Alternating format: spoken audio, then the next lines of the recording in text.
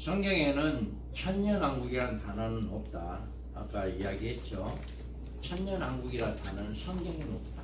그런데 천년이라고 하는 천년이란 말은 여러 번 나옵니다. 이 말은 계시록 20장 6절에 천년 동안 그리스도에 더불어 왕노릇하리라는 말씀에 기록되고 있습니다.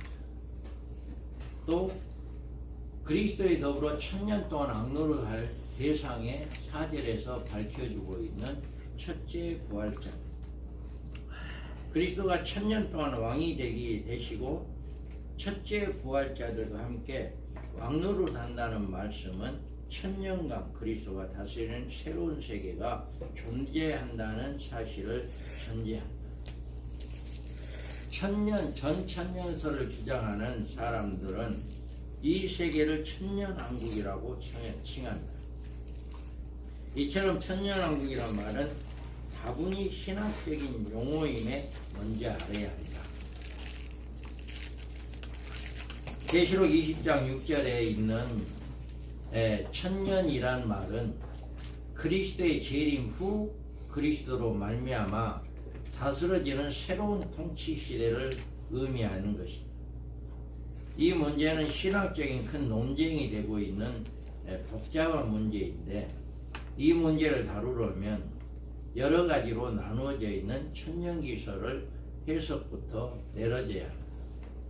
그래서 이 천년왕국에 대한 이 천년기설이 다 이제 신학적으로마다 조금씩 다르거든요. 그래서 후천년설의 경우에는 후천년설은 천년왕국의 문자적으로 해석을 배제한다.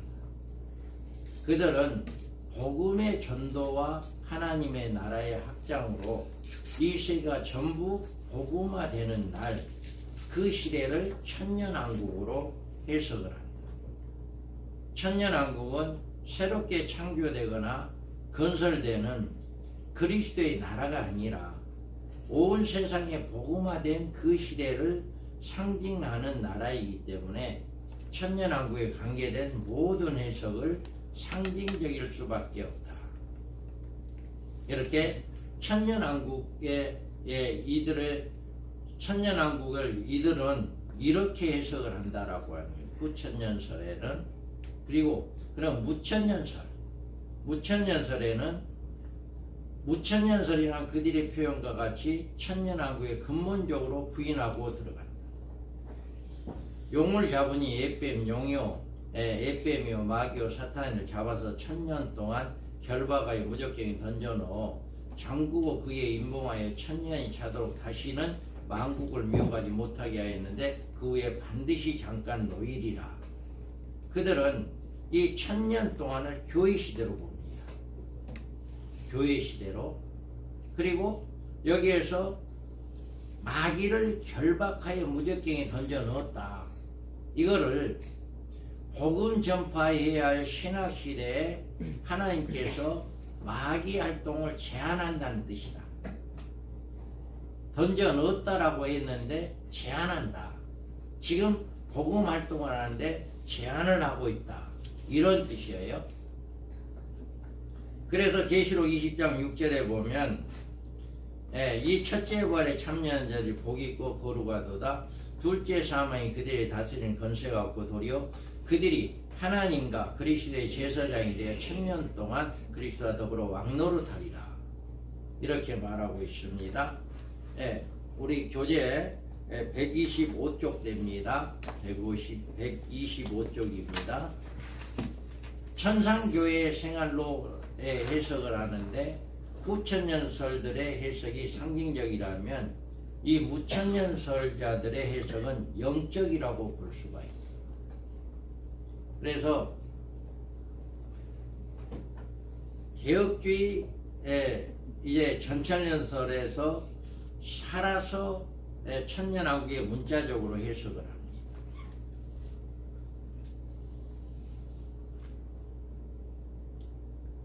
붉은 용인 사단을 1000년간 결박하여 무적경에 던져 잠그는 일은 천년왕국을 미혹하지 못하도록 실제적으로 사단을 무적경에 결박하여 던져 잠그는 사건으로 해석합니다.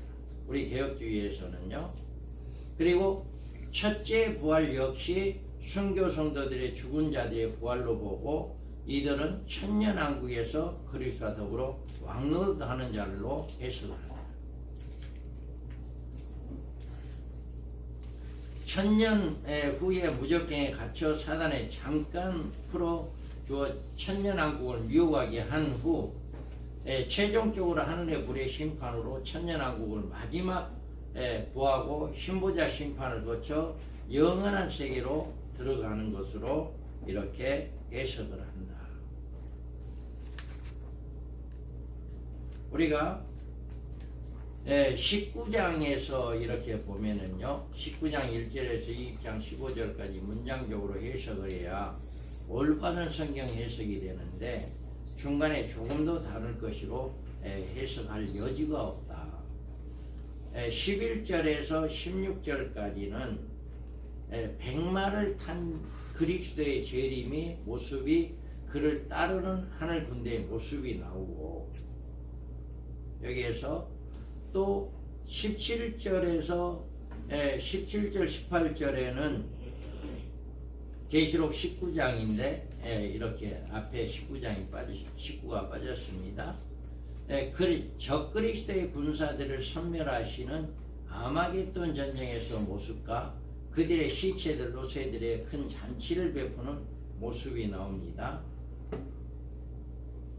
그 다음에 19절과 21절에는 주님과 적그리스도 군대들과 전쟁에서 산채로 포로잡히는 적그리스도와 거짓 선지자의 심판이 나옵니다.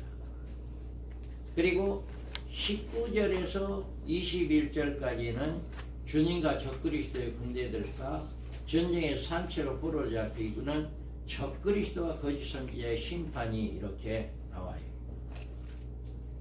그러므로 주님은 이 용을 적그리스도나 거짓 선지자와 함께 불못에 던지지 않고 사단을 1000년간 결박하여 무적경에 던져서 잠굽니다. 이것은 분명히 아마겟돈 전쟁에서 적그리스도와 거짓 선지자를 생포하여 불붙는 못에 던진 후에 남은 하나의 존재인 붉은 용의 처리에 대해서 언급하고 있는 것입니다. 계시록 19장 21절에 보면 모든 심판이 끝나고 20장에 와서 또 새롭게 신약시대로 돌아가 복음을 전하기 위해 사단을 결박하여 무적경에 던져 잠그는 일이 아니라고 이 문장은 어디서 그와 같은 추론을 내릴 수 있는 근거를 찾아낼 수가 없다. 계속해서 이어서 하는 말이다라고 하는 거죠. 그래서 20장 4절에서 순교자들의 첫째 부활이 나오고 이제 천년왕국에 이루어져야 하고 기독교의 역사상 혼독한 환난 중에서 신앙의 절제를 지키며 죽기까지 충성한 하나님의 종들의 첫째 부활이 있어야 한다 라고 하는 것을 이렇게 이야기하고 있습니다. 이들이야말로 천년왕국에서 그리스도로 더불어 천년 동안 왕노릇하는 상급을 받아야 할 성도들이기 때문에 이렇게 이야기합니다. 그리스도 안에서 죽은 자들 중에는 오직 이를 순교자들만이 이때 첫째 부활로 부활하게 되고 나머지 죽은 성도들은 천년이 차이까지 살지 못한다고 말씀해 주므로 첫째 부활에 참여하는 자들이야말로 복 있는 성도들이라고 할 수가 있습니다. 우리는 20장 6절에서 이들이 첫째 부활자는 그리스도에 더불어 천년 동안 왕노릇한다 라고 합니다. 이 천년 동안에 사단의 1000년 동안 무적경 속에 갇히는 기간이 동일한 기간입니다. 그래서 천년 기간이 찼을 때 무적경에 갇혔던 사단이 풀려나와 땅의 사방의 백성들을 미혹한다는 언급에서 사단이 결박당하고 있는 천년 동안이나 첫째 부활자들이 그리스도와 더불어 왕노릇하는 천년이라 같은 기간이 새롭게 형성된 땅에서 새로운 사회를 이루어가는 기간임을 명시하고, 그러니까 천년왕국이나 첫째 부활이나 이렇게 같은 기간을 이야기하고 있다라고 하는 거죠. 그래서 하나님께서는 이 사단으로 이때 다시 한번 세상을 미혹하게 하기 위해서 아마겟돈 전쟁에서 적그리스도나 거짓 선지자들과 함께 불붙는 못에 던지지 않고 천년 동안 무정경 속에 가두어두는, 또 한번 쓰기 위해서 완전히 불못에 집어넣으면 나올 수가 없는 거니까 불못에 집어넣지 않고 무적갱이라고 하는 그곳에 집어넣어요. 다시 한번 쓰기 위해서. 그래서 사단은 끝내 천년 이후에 최종적인 미혹의 역사를 이룬 후에 최종적인 자신의 심판을 받게 되는데, 이 일에 대해서 10절에서 말해주고 있는데, 그들을 미혹하는 마귀가 불과 유황못에 던져지니 거기는 그 짐승과 거짓 선지자에서 세세토록 밤낮 괴로움을 받으리라. 천년 동안 미혹이 끝나고 난 다음에 한번 그렇게 하나님께서 그를 더 사용하고 난 다음에 무적갱에 집어넣어서 거짓 선지자와 짐승이 들어가 있는 그곳에 그때 집어넣어 버립니다. 그때. 그래서 그 이후 11절에서 15절까지 신보자 심판에서 최종적인 인류 심판이 마치고 사망과 음부조차도 불못에 던져지게 되므로 이제 이 땅의 창조 속에 있었던 모든 것들이 완전히 소멸되고 하늘에서 내려오는 새 예루살렘의 시대가 열려지는 것이다. 그러니까 이때 모든 것들이 다 끝난다는 거죠.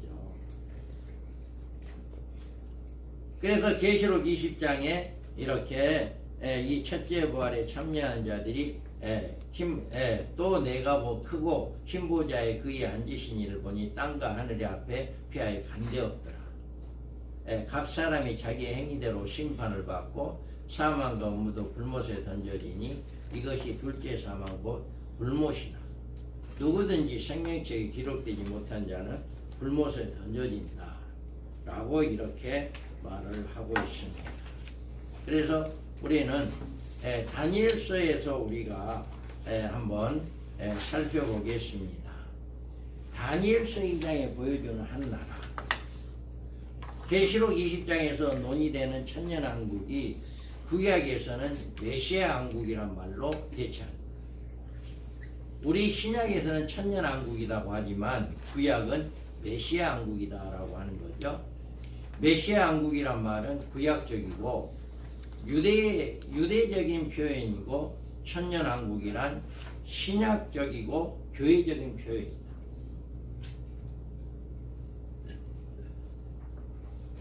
이 메시아 왕국이란 용어는 신학적인 용어로 사용되는 말이지 성경에서도 이런 용어는 없다. 메시아 왕국은 없다라고 하는 거죠. 우리가 천년왕국은 성경에 없다. 이와 같이 천년왕국이라고 하는 건 신학적인 용어다. 이와 마찬가지 구약에도 메시아 왕국이란 말은 그 성경에는 없지만 신학적인 용어로 메시아 왕국이라고 이야기한다. 메시아 왕국에 대한 적극적인 계시는 다니엘서에서라고 보아야 합니다.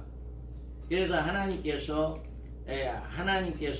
하나님과 언약을 배반하고 우상 숭배한 죄로 인해서 바벨론의 포로로 잡혀가 말할 수 없는 고통을 당하고 있는 이스라엘에게 다니엘을 통해서 메시아의 도래로 말미암은 새로운 왕국의 건설을 제시해 줍니다.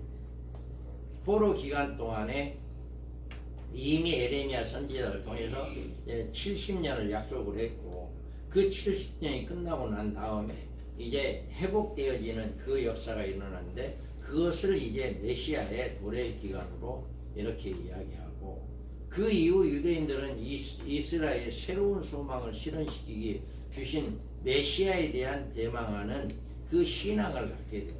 그러니까 포로 생활 동안에 늘 뭐예요? 그들의 소망은 통일이잖아요. 우리는 남북이 통일되기를 원하고 이렇게 있는 것처럼 포로로 잡혀 있는 사람들의 그들의 소망은 이제 해방이잖아요.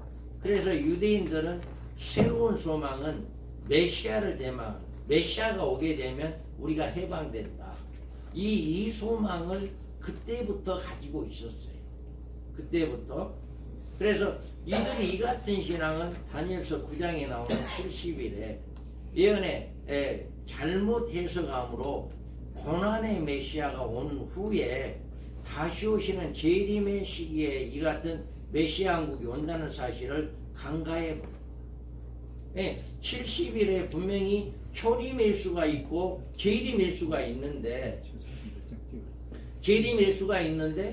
그거를 재림의 수를 생각하지 않게 된 거죠.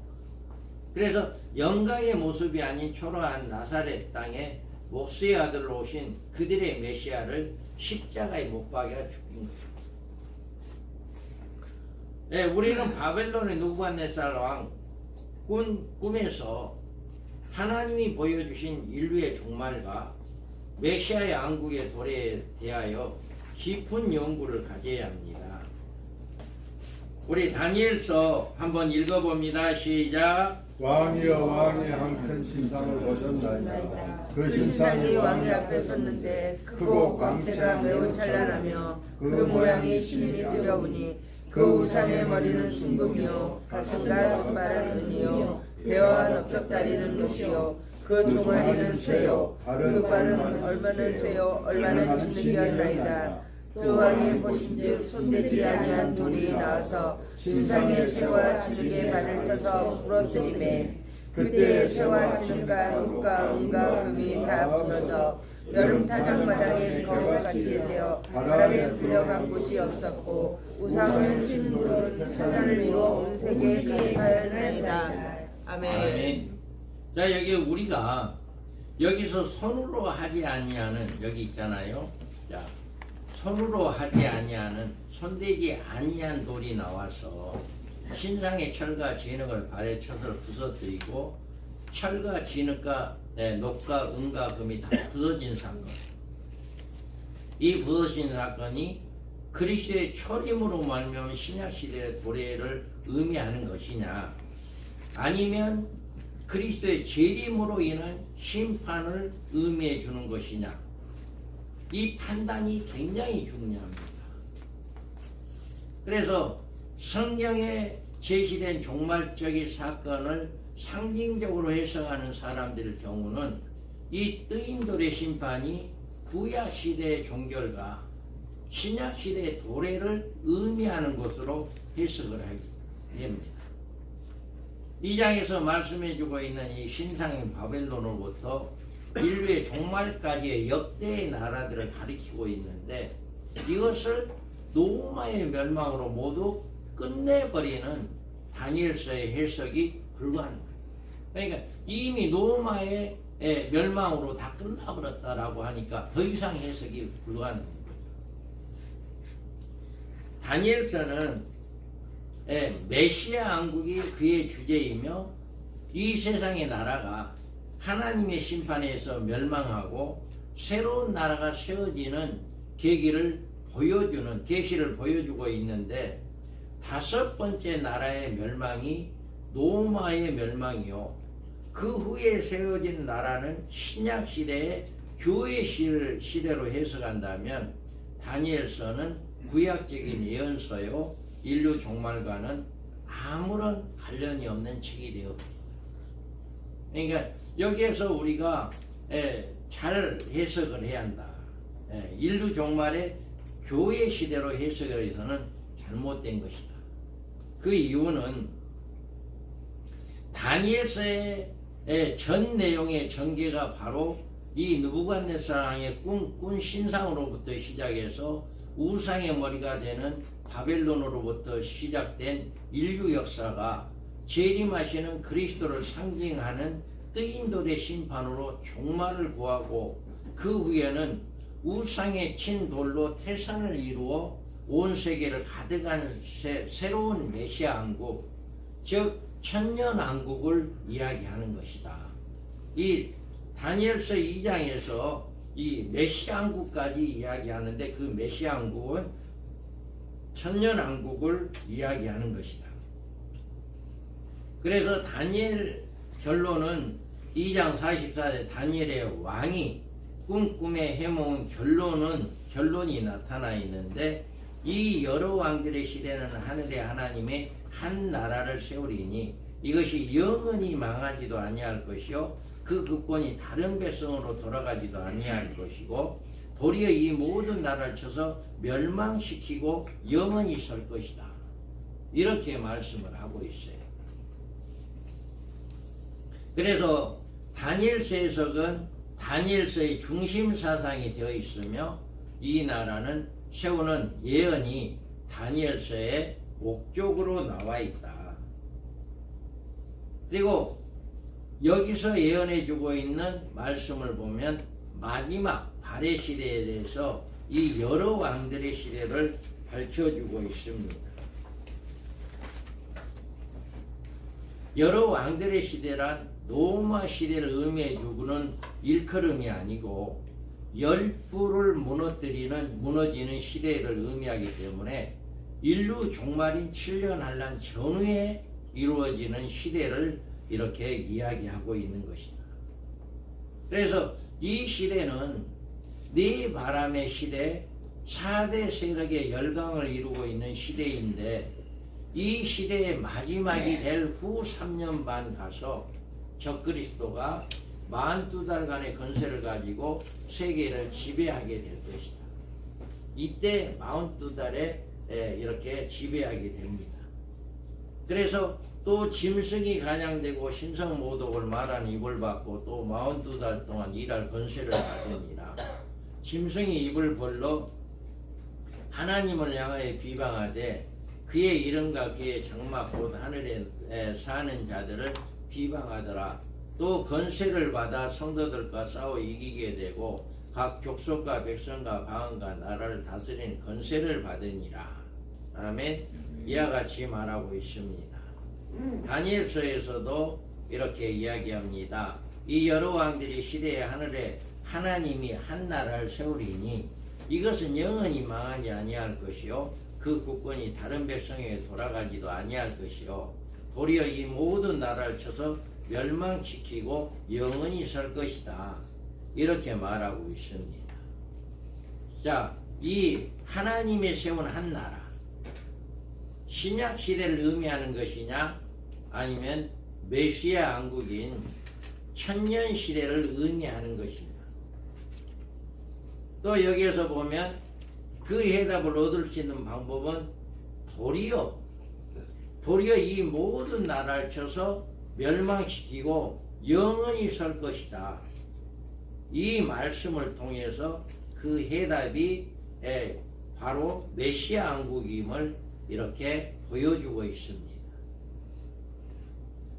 이 모든 나라의 인류 종말에 이 나라의 여러 왕들의 시대를 이루고 있는 세계의 열강들을 의미해 줌을 분명히 하는데 이 모든 나라들은 인류의 종말에 재림하시는 그리스도에 의해 선멸됨으로 세워지는 나라가 바로 천년왕국인 것이고 이 일에 대해서 이처럼 예언해 주고 있다.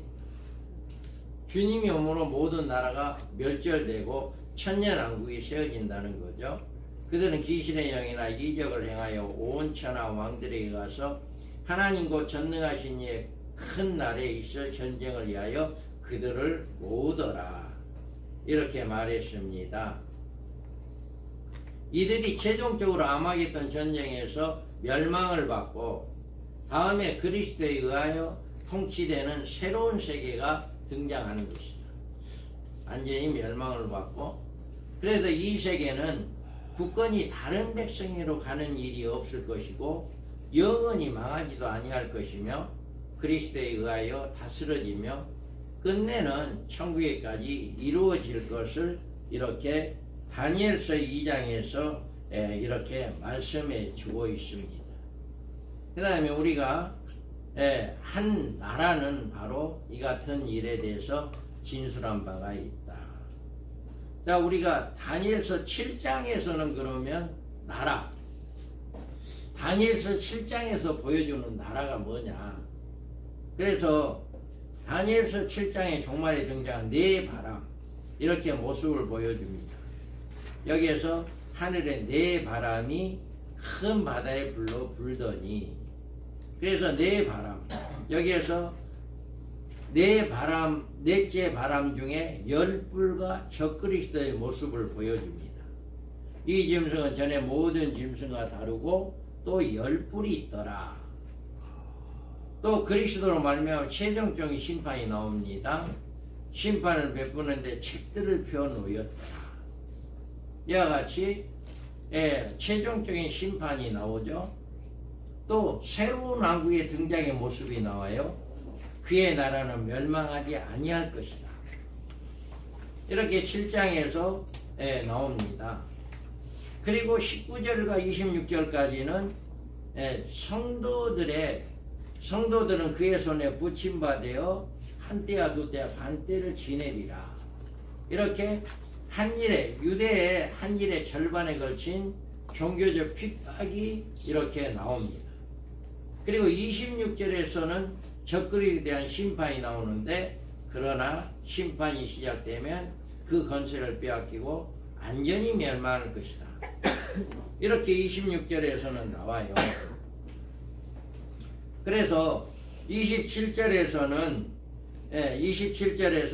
그의 나라는 영원한 나라이다. 여기가 그의 나라. 그래서 적그리스도의 심판에 오는 메시아 왕국에 대한 말씀이 27절 그의 나라, 영원한 나라다 라고 이렇게 이야기를 합니다. 이처럼 7장에서 전개되는 모든 사건에 관한 예언은 인류의 종말에 있을 종말적인 사건이지 결코 신약 시대를 이루는 로마 마지막 시대를 의미해주고 있는 시대는 결코 아니다. 이 다니엘서 7장에서도 이렇게 인류 종말에 관한 말씀이다. 7장에 보여주고 있는 메시아 왕국에 대해서 하나하나 우리가 살펴보면, 자 우리 한번 읽어볼까요? 7장 13절 14절. 내가 또 밤 한상 중에 보니 인자 같은 이가 하늘 구름을 타고 와서 예적부터 한성이 신에게 나아가 그 앞으로 인도되매 그에게 권세와 영광과 나라를 주고 모든 백성과 나라들과 다른 언어를 말하는 모든 자들이 그를 섬기게 하였으니 그의 권세는 소멸되지 아니하는 영원한 권세요 그의 나라는 멸망하지 아니할 것이니라. 아멘. 자, 여기 이 말씀을 보면 그 나라는 멸망하지 아닐 거다. 환상에 인자 같은 이가 하늘에서 내려와서 한 나라를 세우는 모습을 보여주고 있어요. 그리고 이 말씀을 정확한 뜻을 깨닫기 위해서는 우리는 여기서 말하고 있는 인자 같은 이가 누구며 그가 하늘에서 오심은 과연 어느 시기를 의미해 주고 있느냐. 여기 인자 같은 이, 그리고 13절에 인자란 말한 것도 말할 것도 없이 예수님을 의미해 줍니다. 여기 인자는. 그러면 그가 어떤 모습으로 오실 것이냐, 그것을 뭐라고 해요? 하늘 구름을 타고 온다라고 이렇게 해답을 해줘요. 그리고 그 누가 하늘의 구름을 타고 온 인자, 그 모습을 초림의 메시아라고 말할 수 있겠는가? 초림 메시아는 구름 타고 오지 않았잖아요. 네. 그래서 만약 그처럼 해석한다면 이단으로 규정짓고 있는 통일교의 교리와 다를 바가 없다. 만약에 이 다니엘서 7장에 나와 있는 구름을 타고 오신 인자 같은 이가 구름을 타고 온다라고 하는 이것을 초림예수라고 이야기한다면 통일교와 다를 바가 없다. 왜 그러냐? 그들은 예수님을 동정녀 마리아의 몸에서 태어나신 사실에 대해서 구름으로 비유하고 있기 때문이다. 통일교에서는 초림예수를 구름 타고 오신 동정녀 마리아를 구름 타고 왔다라고 하는 것으로 통일교에서는 한답니다. 그러니까 만약 이것을 그렇게 초림예수로 7장에 구름 타고 오신 예수 인자를 초림예수로 생각하게 된다면 이건 잘못된 것이다 라고 하는 것을 이야기하고 있는 거죠. 그래서 성경에 구름 타고 하늘에 오는 모습은 모습의 메시아는 언제나 그리스도의 재림과 연결되고 있는 것이다. 마태복음 26장 64절에도 예수님께서 이르시되 내가 말하였느니 그러나 내가 너희에게 이르노니 이후에 인자가 권능의 우편에 앉아있는 것과 하늘 구름을 타고 오는 것을 너희가 보리라 하시니, 재림하시는 주님이 하늘 구름을 타고 오신다라고 이야기하고, 마가복음 14장에서도 예수께서 이르되 내가 그 나라 인자가 권능자의 우편에 앉은 것과 하늘 구름 타고 오는 것을 너희가 보리라 하시니, 이와 같이 하늘에 구름을 타고 오신다. 또 계시록 1장 7절에 볼지어다 그가 구름을 타고 오시리라. 각 사람의 눈이 그를 보겠고 그를 찌른 자들도 볼 것이요 땅에 있는 모든 족속이 그로 말미암아 예고하리니 그러하리라. 아멘. 이와 같이 재림하시는 주님이 구름을 타고 온다는 것을 이렇게 이야기해 주고 있다라고 하는 거죠. 아멘. 그러므로 인자 같은 이가 하늘 구름을 타고 오셔서 세우시는 나라는 신약 시대의 교회를 상징해 주는 나라가 아니라 인류 종말에 세우실 메시아 시대의 기간보다 숫자적으로는 굉장히 긴 기간입니다. 숫자적으로. 그래서 예루살렘에 중건하라는 영, 이게 69일에는 예루살렘의 중건령이 날 때부터 초림 때까지다. 이것이 한 달 낙이에요. 그러니까 다니엘서 9장에서 2달 낙으로 나오고 있는데 이렇게 초림까지, 예루살렘에 중건하는 영이 날 때부터 초림까지다. 그러므로 69일의 기간은 바빌론 포로 기간 생활 중에 예루살렘에 중건하라는 영이 날 때부터 그리스도의 초림 시대까지요. 나머지 한 일에는 초림 시부터 재림까지 교회 시대로 보는 견해는 설득력이 없다. 대부분이 많은 교회들이, 많은 이단이 많은 분들이 이렇게 이어서 일곱 이래와 예순두리가 이어진 것처럼 한 이래로 이어져야 한다. 이렇게 주장을 하는데 이것은 설득력이 없다라고 하는 거죠. 이 말은. 그래서 기름 부음 받은 자, 곧 왕이 일어나기까지 이 한 일에는 초림시부터 재림시까지 교회 시대로 보는 경우다. 또 여기에서 보면 69일의 기간은 나머지 한 일의 기간 숫자, 69일의 기간은 이 그토록 짧은 기간으로 해석을 하고, 한 일에는 2000년이 되도록 그대로 계속되는 그토록 긴 기간으로 보느냐, 이 질문에 대한 근거가 있어야 한다. 그러니까 69일에는 분명하게 이렇게 계산이 7년씩 계산해서 계산이 되고 있는데 이 한 일에는 지금 2000년이 넘었는데도 왜 그거를 길게 한 일회로 보아야 하느냐, 이 문제에 해답이 있어야 한다는 거죠. 그냥 뜻없는 상징적이란 말이 납득이 가지 않는데, 여기에서 69일의 기간은 분명한 뜻이 있는 기간입니다. 그것은 하루를 1년으로 계산할 때 69일에는 483년이 됩니다. 그래서 예루살렘에 중건하는 영은 BC 445년에 있었던 기한령이에요. 다음에 27절에 나오는 한일에 관한 기간은, 자 여기에서 보면 그가 장차 많은 사람과 더불어 한일에 동안의 언약을 굳게 맺고라고 이야기했잖아요. 그래서 70일의 예언이 로마 시대 붕괴와 신약 시대 도래를 의미하는 것이라고 해석하는 상징적 해석에서는 한일의 기간 역시 상징적 기간으로 보는데, 진술한 바대로 신약 시대 전 역사를 의미하는 것이라고 이렇게 상징적 해석에서는 한일에도 주장을 해요. 그들이 한일에 대해서 종말론적인 입장에서 그리스도의 재림을 전후한 시대에 있는 7년 한량 기간이라고 하면, 그러면 69일로부터 한일에 동안의 기간이 왜 그토록 오래냐고 하는 질문을 합니다. 그런데 69일의 시기부터 한일의 기간에 이르는 기간이 긴 이유에 대해서 몇 가지로 설명을 이렇게 우리가 볼 수가 있어요. 첫 번째로는 70일에는 69일에와 한일에로 양분됐다. 그러니까 483년과 7년을 격리시킨 것은, 전자는 주님의 초림에 관한 예언이고 후자는 주님의 재림에 관한 예언으로 분리하셨기 때문이다. 그러니까 69일에까지는 초림 예수에 관한 이야기예요. 그리고 한일에는 재림 예수에 관한 이야기예요. 그렇기 때문에 이게 분리가 된 거죠.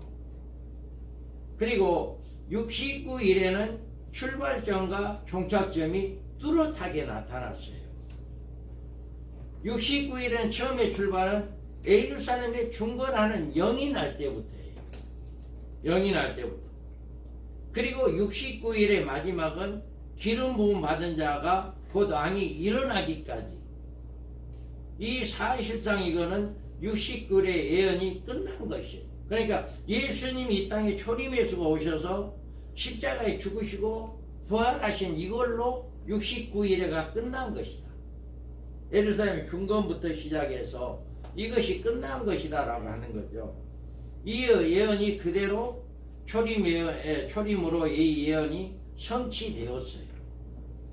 그리고 그리스도의 재림에 관한 계시는 한일에 대한 예언이 남아있다. 한일에가 70일이란 숫자에 제한된 기간이지만 그 기간을 채우는 일에는 두 가지 사건이 별도로 진행된다는 사실을 25절 이하에서 말씀해 주고 있다.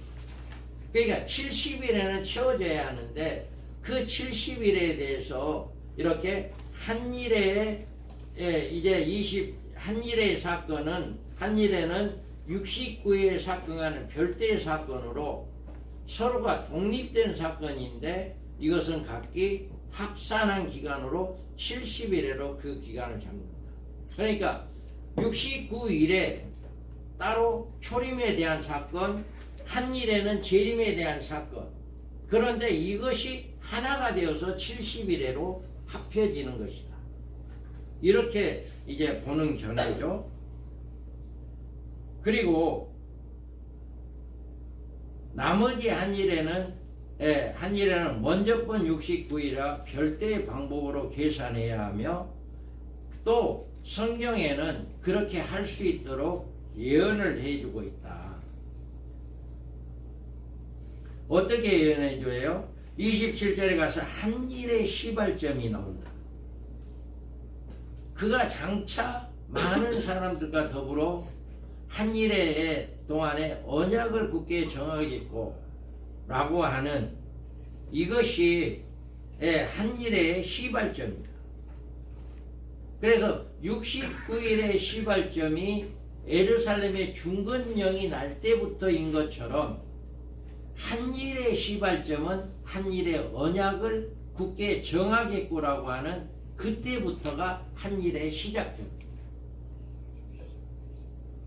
그래서 26절에 한 왕이나 27절에 그는 종말에 등장할 적그리스도를 가르치고 있고, 장차 적그리스도가 전쟁의 위협 속에 공포에 떨고 있는 세계 인류에게 한 일회의 평화조약을 체결케 함으로 소망을 주게 됩니다. 아마 이 평화조약을 세계대전의 일부 직전에서 유대인들을 위한 잠정적인 평화협상이 될 것이다. 그래서 마지막 때 이 정말 평화조약을 통해서 이것이 이루어지게 되는 이런 일이 있어진다라고 하는 것입니다. 또 여기에서 보면 그리스도의 재림에 대한 기간은 그 시발점을 여기에서 보여주고 있는데, 장차 나타날 적그리스도에 의하여 한 일해 동안에 평화협정이 체결되는 그 시로부터 시작된다는 것을 우리가 볼 수가 있습니다.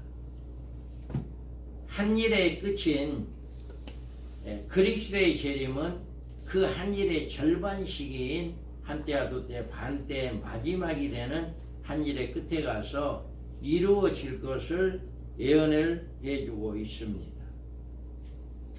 유대인들에게 결정적으로 이 시기를 알려주시기 위해서 한 일해 동안의 언약에 대해서 예언했을 뿐 아니라 그 한 일의 절반에 가서 제사 예물을 금지시키는 사건, 적그리스도에 의해서 유대인들이 말할 수 없는 종교적 핍박을 받게 된다는 사실에 대해서 분명한 언급을 주고 있다. 네. 이처럼 다니엘서 9장에서 나와 있는 69일에와 나머지 한 일의 메시아 초림과 재림에 관한 별개의 사건이고, 이 때문에 그 간격이 초림과 재림 사이만큼 떨어질 수밖에 없다. 왜 한 일회가 이렇게 길게 떨어질 수가 있냐? 그건 아직까지 그 한 일의 시작점이 나타나지 않았기 때문에 떨어질 수밖에 없다라고 하는 거죠. 그래서 상징적 해석자들이 이처럼 이 기간을 초림의 전이로부터 지도까지 예루살렘 침공하는 시기까지의 간격인 70년을 두고 말할 수 있다면, 이 기간은 주의 재림시까지 기간을 둔다고 해도 모순될 것이 하나도 없다라고 이야기합니다. 자, 우리가 성경에서 주의 재림의 시기에 대해서 재림의 징조가 아닌 연월 일시에 대한 언급이 전혀 없을 뿐만 아니라 이 같은 방법의 재림의 시기의 논의에 대하여 크게 경종해주고 있기 때문에 그 기간이 100년 동안이건 2000년 동안이건 3000년이건 장차라는 표현을 쓴 것은 하등의 이상한 일이 아니다. 하루를 천년처럼 여기는 하나님께서 장차란 기간을 2000년 이상 기간에 연결시켰다고 해도 무엇이 이상할 수가 없다라고 하는 거예요. 우리는 이렇게 다니엘서 9장에서 말하는 것은 두 부로 예수님의 초림과 예수님의 재림에 대해서 이렇게 분별해서 나눈다라고 하는 것, 이거를 분명히 깨닫는 시간이 되기를 바랍니다. 그 다음에 이사야서에서 65장에서도 이제 새하늘과 새 땅에서 본 천년왕국입니다. 성경에는 새하늘과 새 땅에 대한 언급이 네 곳에서 나오는데, 이사야서 65장 17절에 있는 새하늘과 새 땅이 나와요. 보라, 내가 새하늘과 새 땅을 창조하나니 이전 것은 기억되거나 마음에 생각되지 아니할 것이다. 또 66장 22절에 새하늘과 새 땅이 나와요.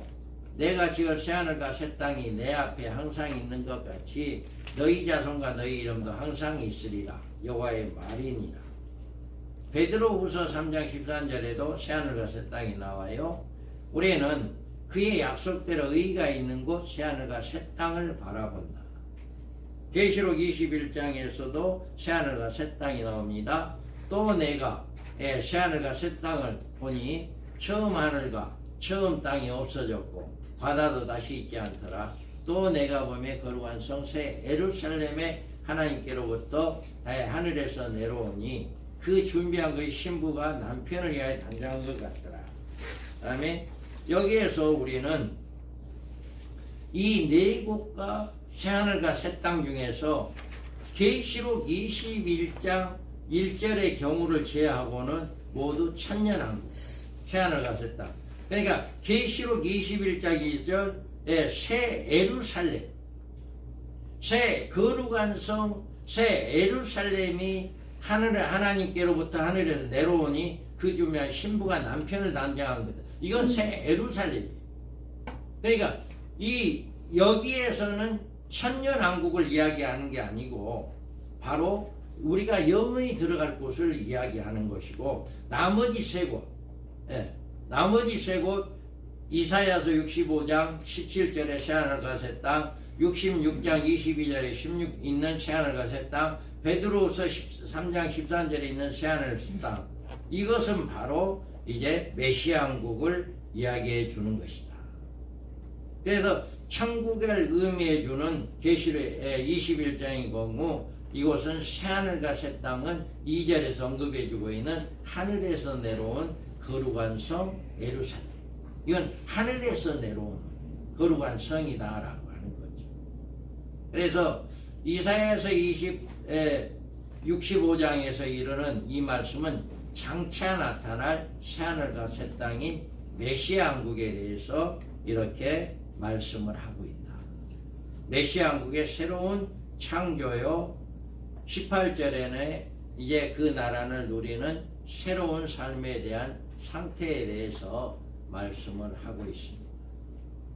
그리고 20절에 있는 말씀에는 메시아 왕국에 대한 결과적인 죽음이 있는 사실을 이야기하고 있어요. 그래서 21절과 22절에서는 이 나라가 천국이 아니란 사실을 알 수 있어요. 한번 읽어볼까요? 65장 21절 22절. 그들이 가옥을 건축하고 그 안에 살겠고 포도나무를 심고 열매를 맺을 것이며 그들이 건축한 데에 타인 살지 아니할 것이며 그들이 심은 것을 타인이 먹지 아니하리니 이는 내 백성의 수완이 나무의 수완과 같겠고 내가 택한 자가 그 손으로 이런 것을 같이 누릴 것이며. 아멘. 이것이 영원한 천국이라고 볼 수 없잖아요, 이 말씀. 그래서 이것을 천년왕국, 메시아왕국이라고 우리가 볼 수 있다. 그리고 23절에서 자녀의 생산과 존재하는 나라란 점에서 분명히 천국이 아니며, 그렇다고 이 같은 언급이 신약시대에 상징하는 것이 해석은 너무나도 비약적인 것이다. 여기에서 수고가 헛되지 않고 그들이 생산하는 재난을 당하지 아니하고 그들이 여호와의 복된 자의 자손이요 그 후손에는 그와 같이 될 것이다, 이렇게 말씀하고 있습니다. 그래서 이사야서 65장 17절 25절에 나와 있는 메시아 왕국을 모사하는 신약 시대의 영적인 상황과 그 어떤 방법을 결부시킬 수 있는가? 계시록 11장 15절의 경우 우리 주와 그리스도의 나라, 일곱째 천사 나팔을 불며 하늘에 큰 음성이 나서 이르되 세상 나라가 우리 주와 그의 그리스도의 나라가 되어 그가 세세토록 악노로 다시리로다, 이렇게 말씀을 하고 있습니다. 여기에서 일곱째 천사 나팔은 곧 일곱째 대조 심판을 알리는 최종적인 심판의 나팔이요, 이 나팔로 인류의 최종적인 심판이 마치고 그 후에 새로운 왕국이 건설되는 그 왕국이 바로 천년왕국이다 라고 하는 것입니다. 그래서 일곱째 천사가 나팔을 불며 세상의 나라가 우리 주와 그 그리스도의 나라가 된다, 세상의 나라가 우리 주와 그의 그리스도의 나라가 된다라고 하는 거죠. 이처럼 일곱째 대적 심판 후에 세상이 새로운 나라가 세워집니다. 그리고 우리 주와 그의 그리스도의 나라가 되어 라고 이야기하잖아요. 그래서 천국이 아닌 세상 나라가 우리 주와 그 그리스도의 나라가 된다 라고 하는 것을 이야기합니다. 이 표현은 하늘에서 내려오는 새 예루살렘을 의미해 주는 나라가 아니라 세상의 나라가 멸망을 당한 후에 그곳에 새롭게 세워지는 새로운 나라를 의미해 주는 말인데, 그 나라는 우리는 천년왕국